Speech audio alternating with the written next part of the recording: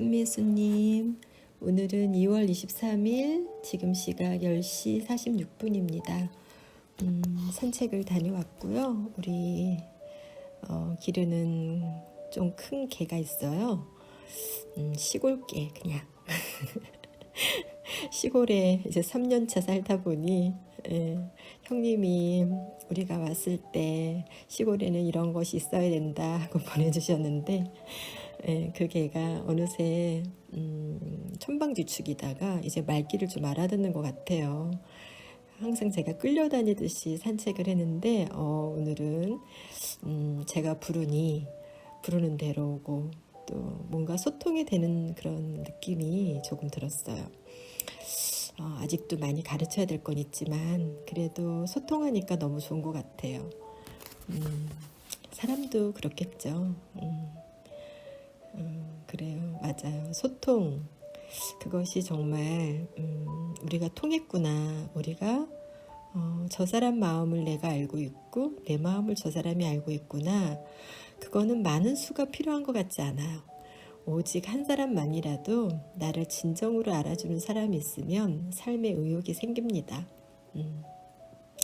그런 의미에서 우리가 조금 더 순수하고 좀 더 뭔가 순수한 목적을 가졌을 때, 예를 들면 공부를 한다거나 아주 뭐 이익을 위한 것이 아니고 아무런 목적이 없는 그런 어떤 순간에 만난 사람들이 왠지 더 그것에 가깝게 가기가 쉬운 것 같아요.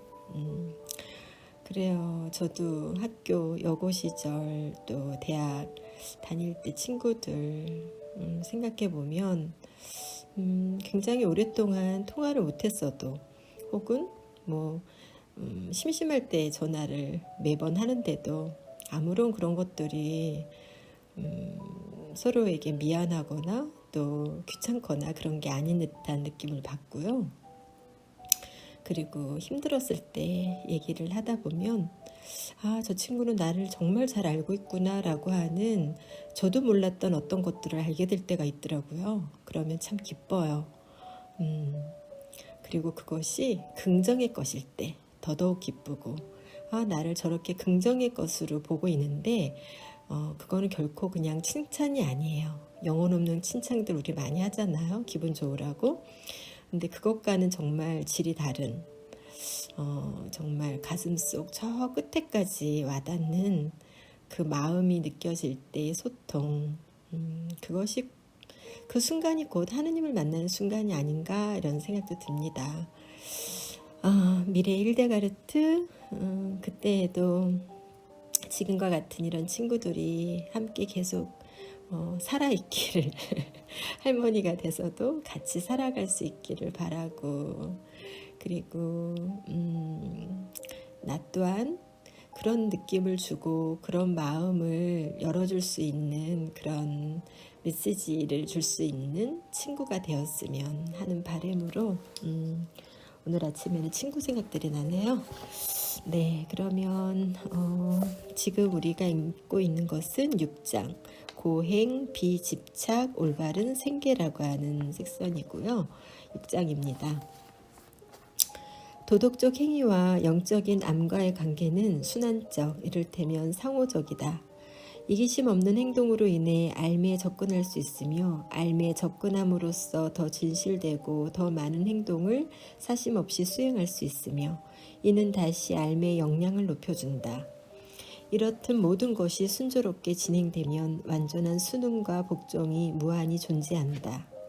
마이트라야나 우파니샤드의 몇 구절에 이런 과정이 요약되어 있다. 한 사람이 올바른 행위를 수행하였으며 이로써 그는 분리된 개체성의 근간이 되는 참 자아를 일견할 수 있었다. 그 자신의 자아를 참 자아로 봄으로써 그는 자아가 사라지고 그 덕분에 그는 조건 지어지지 않는다고 여겨진다. 이는 최고의 신비이며 해방을 나타낸다. 자아가 없음으로 인해 그는 즐거움이나 고통에 관여하지 않고 완전함을 성취한다. 보행이 완전해졌을 때 그것의 가장 특징적인 결실은 단순함이다.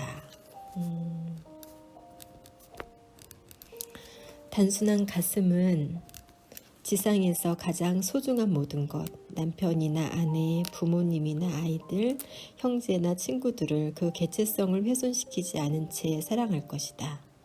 영혼을 그분께 안내하는 것 이외에는 어떤 외적 대상도 매력을 갖지 않는다. 이슬방울이 햇볕 아래서 말라버리듯 모든 과장이나 비현실성, 뽐냄이나 허위는 떠나가 버린다.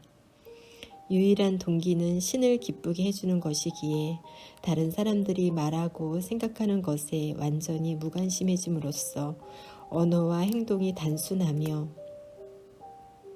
그분의 목전에서만 자연스럽다. 그런 그리스도교적 단순함이야말로 신만이 그의 의지이고 기쁨이며 유일한 대상인 내적 삶의 완전함이다. 앤 구루 장 니콜라 구루의 글인데요. 이분은 영성에 관련된 많은 저서를 남긴 프랑스의 가톨릭 신비주의자라고 해요. 심리 분석의 위대한 스승이 이 문제에 관해 보다 길게 설명하였다. 다음은 인용글입니다. 세상에서 사람들이 누군가를 단순하다고 말하면 문자 그대로 어리석고 무지하며 잘 속는 사람을 의미한다. 그러나 진정한 단순성은 어리석기보다는 거의 숭고하다고 할 수 있다. 모든 선량한 사람들이 그것을 좋아하고 찬미하여 그것에 반해 죄를 짓는 것을 의식하고 있고 타인에게서 그것을 보고 그것이 무엇을 말하는지 알고 있지만 그것을 정확하게 정의할 수는 없다. 나는 단순성이란 자의식을 막아주는 영혼의 정직함이라고 말하고 싶다. 그것은 훨씬 초라한 미덕인 정직함과는 다르다. 많은 사람들은 단순하지 않지만 정직하다.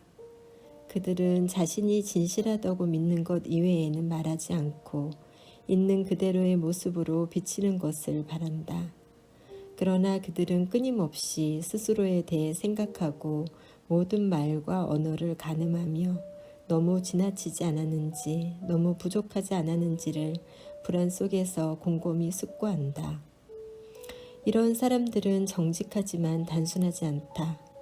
그들은 다른 사람들과 편안히 지내지 못하며 다른 사람들도 그들이 편치 않다. 그들에게는 쉽고 솔직하며 꺼리낌 없고 자연스러운 것이 전혀 없다. 그런 사람들은 덜 훌륭하더라도 덜 경직된 사람들이 낫다고 느낀다.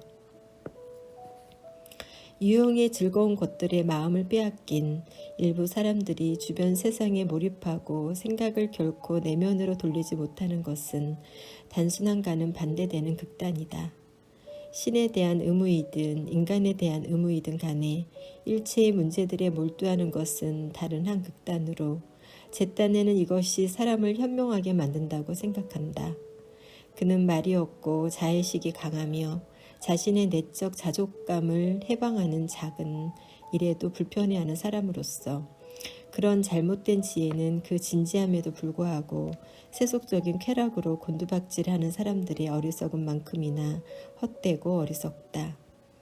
전자는 외부 환경에 취해 있고 후자는 내적으로 향한다고 스스로 믿는 바에 취해 있다. 양자 모두 중독 상태로서 후자가 전자보다 더 나쁘다. 왜냐하면 실제로는 그렇지 않지만 현명해 보이기 때문에 사람들이 여기에서 벗어나려고 노력하지 않기 때문이다.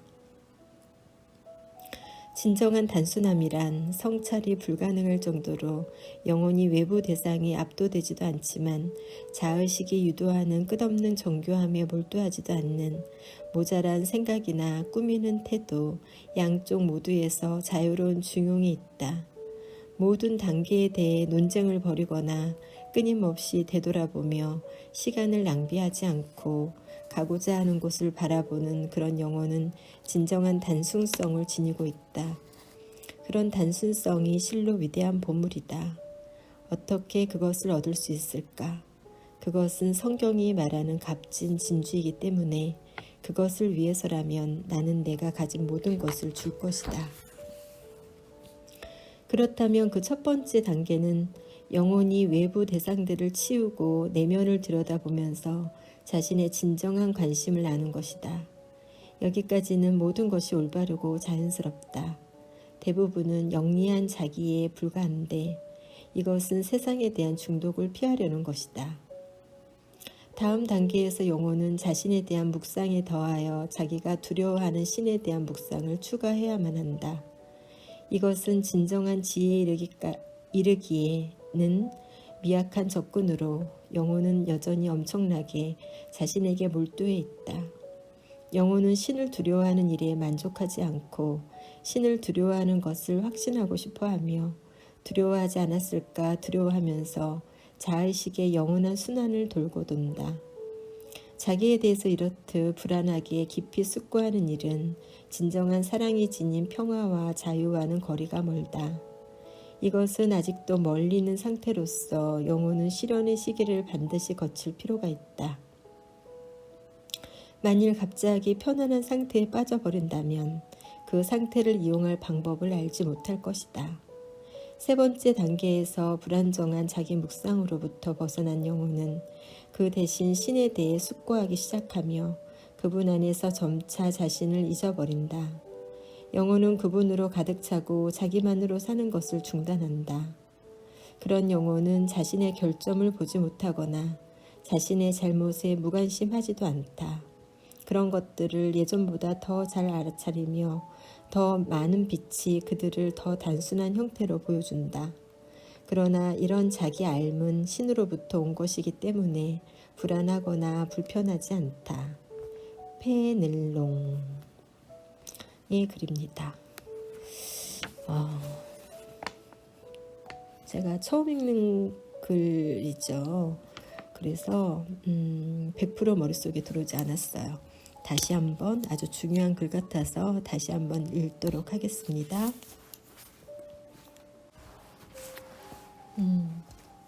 짠 해야 될 것 같은데요. 제가 다시 읽기 전에 다시 한번 제가 녹음한 것을 들어봤어요.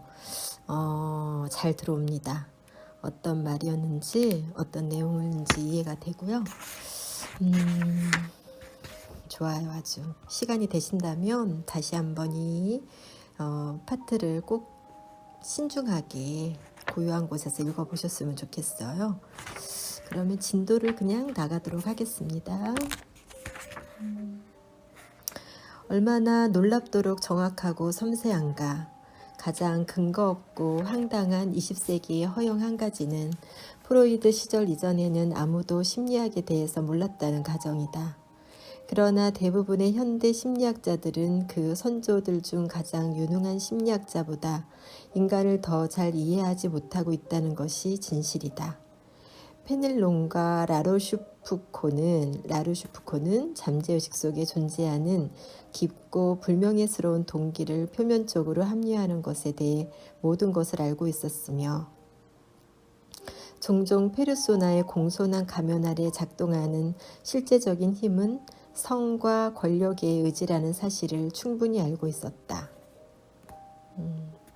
라루슈프코는 프랑스 귀족 출신의 고전 작가인데요. 파란만장한 인생을 통해 얻은 인간의 심리에 대한 탁월한 통찰을 책으로 펴낸 사람이라고 해요.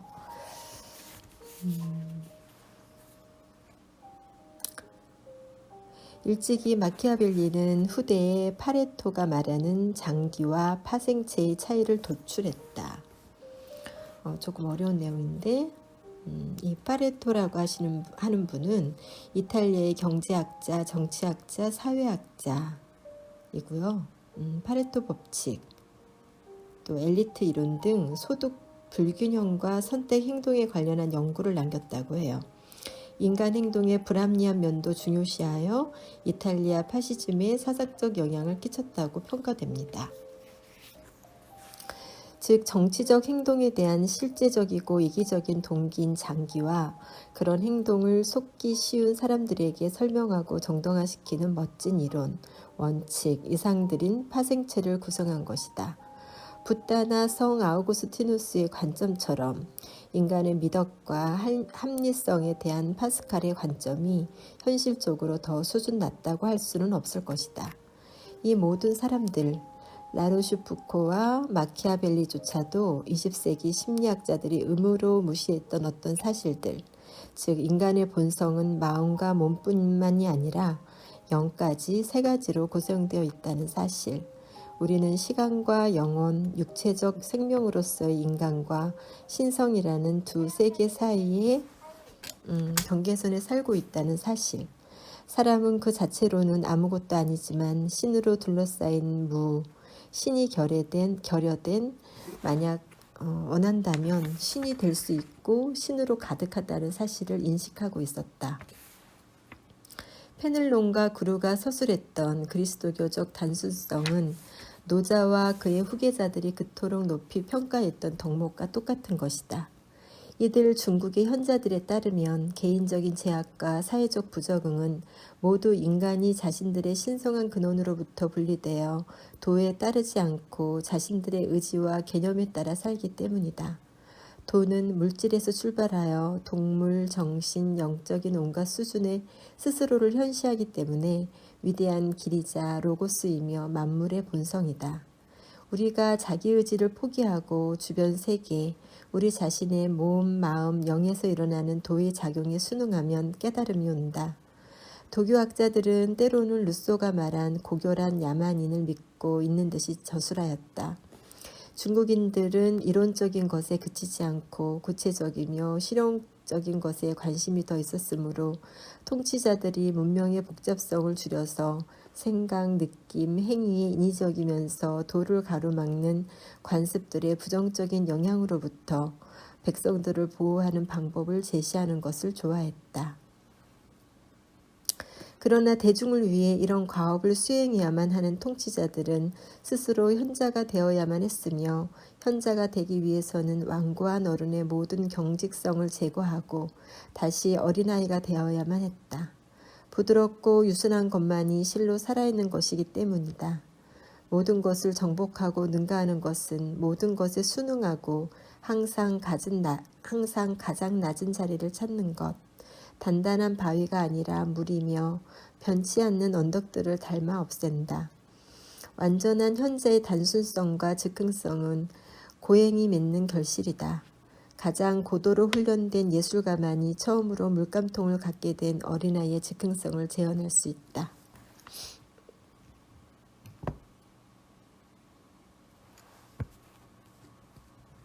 단순해지는 것보다 더 어려운 것은 없다. 인용글인데요. 아내는 말한다. 부디 심재에 대해 가르쳐 주십시오. 공자가 대답했다. 잡념을 없애고 마음을 통일하라. 귀로 듣지 말고 마음으로 듣도록 하고 마음으로 듣지 말고 귀로 듣도록 하라. 귀는 소리를 들을 뿐이고 마음은 밖에서 들어온 것에 맞추어 깨달을 뿐이지만 귀란 공허하여 무엇이나 다 받아들인다. 참된 도는 오직 공허 속에 모인다. 이 공허가 곧 심재이다. 심재는 곧 마음의 세계이다. 아내는 말한다. 제가 지금까지 심재를 못한 것은 정말 제 자신에 얽매여 있었기 때문입니다. 지금 심재를 하여 자신에 구애되지 않게 되었습니다만 이것으로 공허하다 할 수 있을까요? 선생이 대답했다. 충분하다. 너에게 이야기를 해두겠다만 내가 위나라에 들어가면 그 옹색한 속박의 세계에서 자유로이 거동하여 명예 따위의 마음이 흔들려서는 안 된다. 내 말을 들어주면 하고 안 들어주면 그만두어라. 자기 마음에 출입문을 세우지 말고 보루도 쌓지 말며 마음이 거처를 일정하게 하여 부득이할 때만 응하도록 하면 그런대로 무난하리라. 저 텅 빈 것을 잘 보라. 아무것도 없는 텅 빈 방에 눈부신 햇빛이 비쳐 환히 밝지 않느냐. 이처럼 상대적인 것에 얽매이지 말고 마음을 공허하게 하면 모든 사물의 진상이 환하게 뚜렷해진다. 행복도 이 호젓하고 텅 빈 곳에 머무는 것이다. 그런데도 머물지 않으면 이른바 좌치, 즉 몸은 앉아 있어도 마음은 달리는 그런 자취라고 한다. 자취에 머물게 되는 것이다. 이렇게 읽으면 되겠네요. 장자의 글입니다. 오늘 참 주옥 같은 글들이 많아요. 장자의 글을 다시 한번 읽는 것으로 오늘은 여기까지만 읽고 묵상을 해야겠어요. 아내는 말한다. 부디 심지에 대해 말씀해 주십시오. 가르쳐 주십시오. 공자가 대답했다. 잡념을 없애고 마음을 통일하라. 귀로 듣지 말고 마음으로 듣도록 하고 마음으로 듣지 말고 귀로 듣도록 하라. 귀는 소리를 들을 뿐이고 마음은 밖에서 들어온 것에 맞추어 깨달을 뿐이지만 귀란 공허하여 무엇이나 다 받아들인다. 참된 도는 오직 공허 속에 모인다. 이 공허가 곧 심재이다. 안회는 말한다. 제가 지금까지 심재를 못한 것은 정말 제 자신에 얽매여 있었기 때문입니다. 지금 심재를 하여 자신에 구애되지 않게 되었습니다만 이것으로 공허하다 할 수 있을까요? 선생이 대답했다. 충분하다. 내 너에게 이야기를 해두겠다만 내가 위나라에 들어가면 그 옹색한 속박의 세계에서 자유로이 거동하여 명예 따위의 마음이 흔들려서는 안 된다. 내 말을 들어주면 하고 안 들어주면 그만두어라. 출입문을 세우지 말고 자기 마음에 출입문을 세우지 말고 보루도 쌓지 말며 마음이 거처를 일정하게 하여 부득이 할 때만 응하도록 하면 그런 대로 무난하리라. 저 텅 빈 것을 보라. 아무것도 없는 텅 빈 방에 눈부신 햇빛이 비쳐 저렇게 환히 밝지 않느냐. 행복도 이 호젓하고 텅 빈 곳에 머무는 것이다. 그런데도 머물러야 할 곳에 머물지 않으면 이른바 자취라고 한다. 이 자취는 몸은 앉아 있어도 마음을 달리는 것을 얘기를 하는데요. 머물러야 할 곳에 머물지 않으면 이른바 자취라고 한다. 네, 모두 머물러야 할 곳에 우리가 머무를 수 있도록 잠시 묵상하도록 하겠습니다. 오늘도 모두 좋은 날 되세요.